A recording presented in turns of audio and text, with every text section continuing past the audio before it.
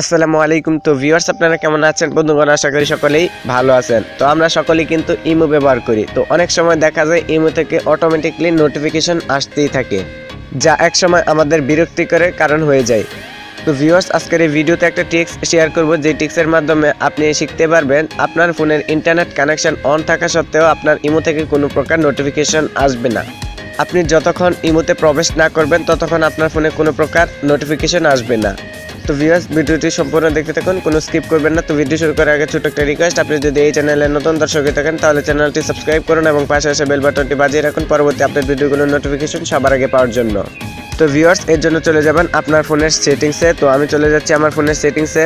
তো সেটিংসে আসার পর আপনি একটু নিচের দিকে সোয়াইপ করবেন। একটু নিচের দিকে সোয়াইপ করলে দেখতে পাচ্ছেন এখানে অ্যাপস নামে একটা অপশন রয়েছে। তো আপনাদের ফোনে কিন্তু অ্যাপ্লিকেশন নামেও থাকতে পারে, জাস্ট আপনি এটার উপর ক্লিক করে দিবেন। তো আমি এখন এটার উপর ক্লিক করে দিলাম। তারপর এখান থেকে খুঁজে বের করবেন ইমোটা। তো আমি এখান থেকে ইমোটা খুঁজে বের করতেছি। তো এই যে দেখেন এখানে আমার ইমোটা রয়েছে। তো জাস্ট আপনি ইমোর উপর ক্লিক করে দিবেন। তো আমি এখন ইমোর উপর ক্লিক করে দিলাম। তো ইমোর উপর ক্লিক করে দেওয়ার পর এখানে একটা অপশন দেখতে পাচ্ছেন, ফোর্স স্টপ। তো আপনি জাস্ট এই অপশনটার উপর ক্লিক করে দিবেন। তারপর এখান থেকে ওকে করে দিবেন। তাহলে কিন্তু আপনার ইমোর যত প্রকার নোটিফিকেশন আসে সবগুলো বন্ধ হয়ে যাবে। যতক্ষণ পর্যন্ত আপনি ইমোতে প্রবেশ না করবেন ততক্ষণ পর্যন্ত আপনার ফোনে ইমো থেকে কোনো প্রকার নোটিফিকেশন আসবে না। আশা করি ভিডিওটি ভালো লাগছে। ভিডিওটি ভালো লাগলে ভিডিওতে একটা লাইক করুন, কমেন্ট করুন এবং শেয়ার করে অনেকে দেখার সুযোগ করে দিন। আল্লাহ হাফেজ।